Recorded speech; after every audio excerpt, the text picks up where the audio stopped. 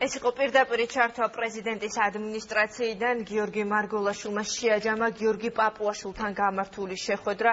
როგორც პრეზიდენტმა აღნიშნა, საკონსტიტუციო სასამართლოს თავმჯდომარე მან მიაწოდა კონკრეტული ფაქტები მოსამართლეებზე ზეწოლის შესახებ და როგორც პრეზიდენტმა აღნიშნა, იმისთვის რომ ქვეყნის სახელმწიფო ინსტიტუტები უკეთ იყოს დაცული, ის მზად არის შეხვდეს პრემიერს და პარლამენტის თავმჯდომარეს. პრეზიდენტთან შეხვედრის შემდეგ პირველი კომენტარი გააკეთა საკონსტიტუციო სასამართლოს თავმჯდომარემაც. გიორგი პაპუაშვილი ამბობს, რომ გიორგი მარგულაშვილს მოსამართლეებზე ზეწოლის შესახებ დეტალები გააცნო, თუმცა კონკრეტული მოსამართლეების სახელები და გვარები არ დაუსახელებია. ის მთავარ პროკურორთან შეხვედრას ელოდება. ახლა ლევან ჩუგოშვილი განაგრძობს თემას, ის პრეზიდენტის ადმინისტრაციიდან გვერდება ახლა პირდაპირ ეთერში. ლევან, გისმენთ.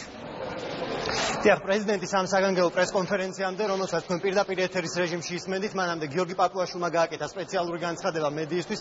საკონსტიტუციო სასამართლოს თავმჯდომარეს დაახლოებით 1 საათიანი შეხვედრა ჰქონდა დღეს ქვეყნის პირველ პირთან და ამის შემდეგ გიორგი პაპუაშვილმა განაცხადა, რომ მან მიაწოდა დეტალური ინფორმაცია ქვეყნის პრეზიდენტს, თუმცა ასევე პაპუაშვილი ამბობს, რომ მას არ დაუკონკრეტებია გვარები თუ რომელ მოსამართლეებზე იყო ზეწოლა და ასევე არ უთქვამს კონკრეტულად თუ ვისი მხრიდან ხორციელდებოდა ზეწოლა მოსამართლეების მისამართი. დღეს გიორგი პაპუაშვილმა ასევე განაცხადა, რომ დაიბარეს აჭარაში პროკურატურის შენობაში, თუმცა ის არაპირებს აჭარაში საგამოძიებელ წვევებთან თანამშრომლობას, ვინაიდან საკონსტიტუციო სასამართლოს თავმჯდომარე აცხადებს, რომ ის მზად არის, რომ შეხვდეს მხოლოდ ქვეყნის მთავარი საგამოძიებელ წვების მაღალი რანგის ოფიციალურ პირებს.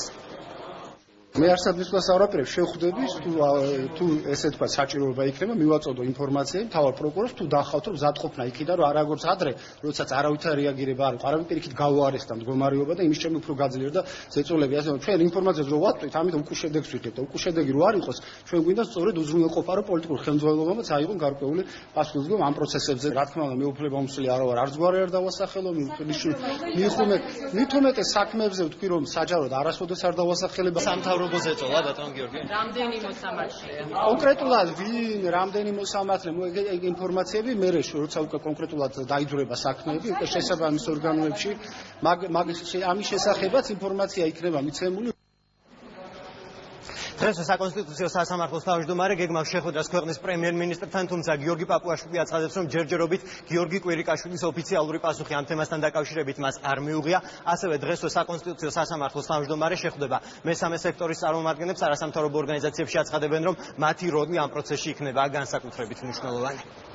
ძალიან მნიშვნელოვანი არის, რომ ამ შემთხვევაში სამოქალაქო სექტორმა გამოიჩინოს აქტიურობა და მზადყოფნა იმისთვის, რომ შეხვდეს და კონკრეტული ინფორმაცია მოიპოვოს ბატონი პაპუაშვილისგან. ჩვენ რა თქმა უნდა მოვითხოვთ გამოძიების დაწყებას, მოვითხოვთ იმას, რომ დადგინდეს სიმართლე იმ განცხადებებთან დაკავშირებით, რაც გახდა ჩვენთვის ცნობილი. ფაქტი, რომელზეც საკონსტიტუციო სასამართლოს თავმჯდომარე მისაუბრა, არის ნამდვილად საგანგაშო. საკონსტიტუციო სასამართლო ამ ეტაპის იხილავს ისეთ მნიშვნელოვან დავებს, რომელთა ესე ვთქვათ პოლიტიკური ინტერესი თუნდაც კონკრეტული მართველი გუნდის საკმაოდ მაღალი არის, ისევე როგორც ნებისმიერი სხვა ძალების პოლიტიკური ძალების შეგვიძლია ვთქვათ, აქედან გამომდინარე მოსამართლეებზე ზეწოლამ შეიძლება გავლენა მოახდინოს ზოგადად იმ პროცესებზე, რომელიც პოლიტიკურია და ამ შემთხვევაში შესაბამისი პოლიტიკური ძალების მიერ მართული შეიძლება იყოს ის კონკრეტული ზეწოლა, რომელიც მიმდინარეობს ან სავარაუდოდ შეიძლება მიმდინარეობს კონკრეტული მოსამართლეების წინააღმდეგ.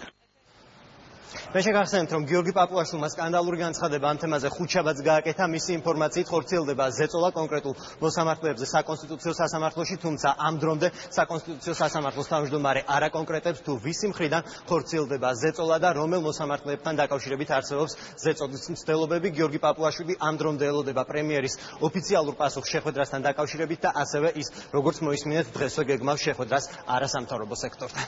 ლევან ჩუგოშვილი საუბრობდა პრეზიდენტის ადმინისტრაციიდან, სადაც გიორგი მარგულაშვილი ცოტა ხნის წინ გიორგი პაპუაშვილს შეხვდა.